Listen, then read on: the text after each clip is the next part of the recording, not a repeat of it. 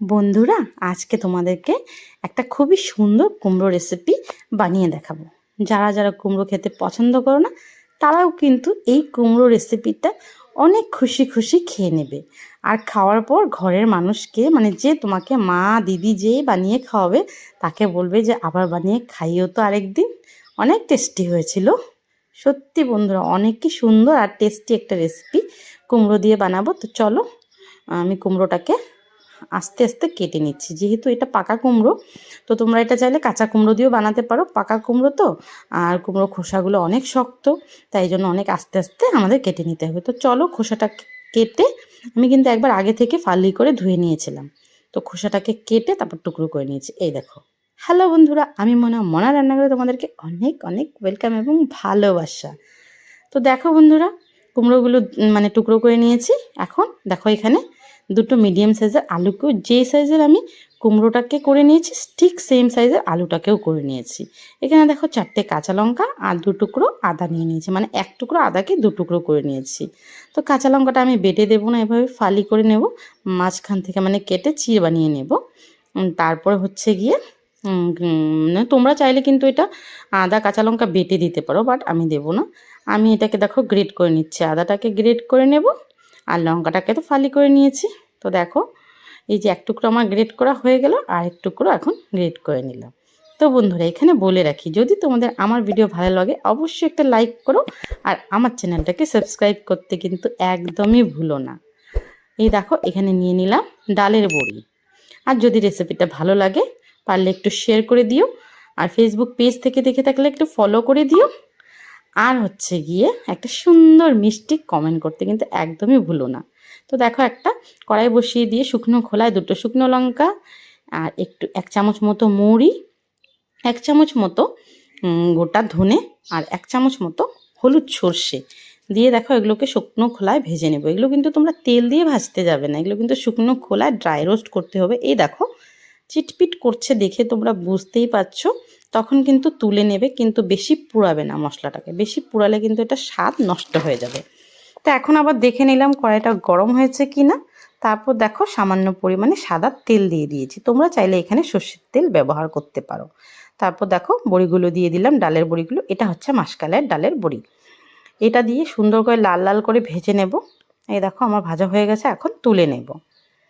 খুব সুন্দর করে লাল করে দেখো ভেজে নিয়েছি, এখন এটা তুলে নেব। তারপর হচ্ছে গিয়ে যে কাজটা করব সেটা হচ্ছে গিয়ে, এই তেলেরই মধ্যে আমরা হচ্ছে গিয়ে মানে যে কুমড়োটা কেটে রেখেছিলাম, প্রথমে আমরা কুমড়োটা দিয়ে দেবো। এই দেখো, কুমড়োটা দিয়ে কুমড়োটাকেও আবার এরকম লাল লাল করে ভেজে নেব। নুন হলুদ দিয়ে নিলাম এটার মধ্যে, দিয়ে এরকম লাল লাল করে ভেজে নেব, কিন্তু খুব সুন্দর করে লাল কালার এনে ভেজে নেব। তো চলো ভেজে নি। তো দেখো বন্ধুরা, কুমড়োটাকে খুব সুন্দর করে লাল লাল করে ভেজে নিয়েছি। আর হ্যাঁ বন্ধুরা, তোমরা জানো তো, যে কোনো রান্না যদি তোমরা এভাবে সুন্দর করে লাল লাল করে ভেজে ভেজে আলাদা আলাদা করে তারপর যদি রান্নাটা করো, তাহলে কিন্তু রান্নার স্বাদটা সত্যি অসাধারণ হয়। তো দেখো, আবারও সাদা তেল দিয়ে দিলাম। সাদা তেলে দেব, ফোড়নে দেব হচ্ছে গিয়ে একটা শুকনো লঙ্কা আর কালো জিরা দিয়ে একটু নাড়িয়ে নেব ফোড়নটাকে। তারপর হচ্ছে গিয়ে আমরা এই তেলেরই মধ্যে দিয়ে দেব হচ্ছে গিয়ে আলু, কেটে রাখা আলুটা দিয়ে দেবো। কেটে রাখা আলুটা দিয়ে আলুটাকেও খুব সুন্দর করে ভেজে নেব বন্ধুরা। দেখো, খুব আস্তে আস্তে দিয়ে দিচ্ছি। এই দেখো, এভাবে তোমরা সব মানে সম্পূর্ণ আলুটুকু দিয়ে এটার মধ্যে হলুদ দিয়ে দেবে, দিয়ে একটু নুন দিয়ে দেবে, তাহলে কিন্তু মানে আলুটার ভেতরে নুন হলুদটা ঢুকে যাবে। তারপর দেখো, নেড়েচেড়ে একদম লাল লাল করে ভেজে নেব, যেভাবে করে আমরা কুমড়োটাকে ভেজে নিয়েছি ঠিক তেমনি। তারপর দেখো, ভাজা হয়ে গেছে, দেখতেই পাচ্ছ কি সুন্দর একটা কালার এসেছে। এখন কি করব, এই আলুটাকে একটু সাইড করে নেব, সাইড করে তেলটা বের করে নেব, যেহেতু আমরা একবারে ফোড়নটা দিয়ে নিয়েছিলাম তার জন্য। আর নাইলে তোমরা যদি আলাদা করে ভাজো তাইলে তোমরা তুলে নেবে এটা। তো দেখো, এখানে আমি দিয়ে দিলাম গ্রেট করে রাখা আদা আর কাঁচা লঙ্কা, দিয়ে আলুর সাথে খুব ভালো করে আবার মিলিয়ে নেব। এটা হচ্ছে গিয়ে মানে তোমরা যদি মানে চাও যে না এভাবে দেবো না, তোমরা তাহলে আলুটাকে আগে ভেজে তুলে নিয়ে তারপর ফোড়ন দিয়ে তোমরা এটা দিতে পারো। তারপর দেখো, স্বাদ মতো নুন দিয়ে দিলাম, স্বাদ মতো হলুদ গুঁড়ো দিয়ে দিলাম। তারপর দেখো, এখানে আমি ইউজ করছি সানরাইজের কাশ্মীরি মির্চ পাউডার। এটা একটা খুব সুন্দর কালার আনবে। খুব ভালো লাগবে। দেখো, তারপর দিয়ে দিলাম একটু সবজি মশলা আর সামান্য একটু জল দিয়ে দেখো খুব ভালো করে মিশিয়ে নেব, যেন মশলাটা পুড়ে না যায়। তো বন্ধুরা, তোমাদেরকে আমি আবারও বলছি, রান্নাটা কিন্তু অনেকই টেস্টি হয়। অবশ্যই একবার তোমরা ট্রাই করো, ট্রাই না করলে কিন্তু একদমই বুঝতে পারবে না। তো দেখো সব কিছু ভালো করে কষানো হয়ে গেছে, তেল ছেড়ে দিয়েছে। এখন আমি দিয়ে দিলাম ভেজে রাখা কুমড়োটা দিয়ে আবার মশলার সাথে খুব ভালো করে মিশিয়ে নেব। এই দেখো, খুব ভালো করে মিশিয়ে নিতে হবে আমাদের, যেন সব মশলাগুলো প্রতিটা কুমড়োর গায়ে লেগে যায়। এটা খুব টেস্টি একটা রেসিপি। এটা তোমরা নিরামিষ দিনে খেতে পারো, আর চাইলে আমিষ দিনেও খেতে পারো। পুজোর রান্না হিসেবেও রান্না করতে পারো এটা। এটা লুচি, পরোটা, ভাত সব কিছুর সাথেই ভালো লাগে। তারপর দেখো পরিমাণ মতো জল দিয়ে দিলাম। জল দিয়ে জলটা মানে ঝোলটা বলক আসা পর্যন্ত ওয়েট করব। তো দেখো খুব সুন্দর করে ফুটে উঠেছে।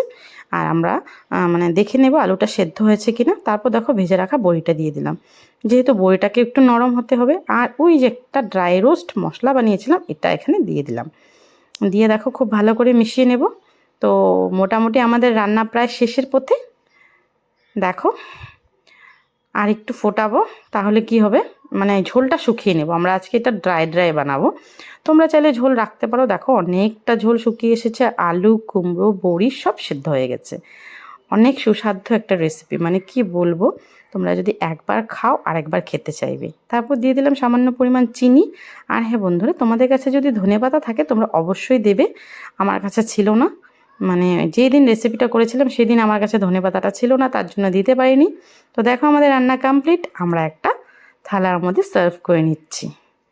তো বন্ধুরা, তোমাদের কাছে কেমন লাগলো রেসিপিটা অবশ্যই কিন্তু কমেন্ট করতে ভুলো না।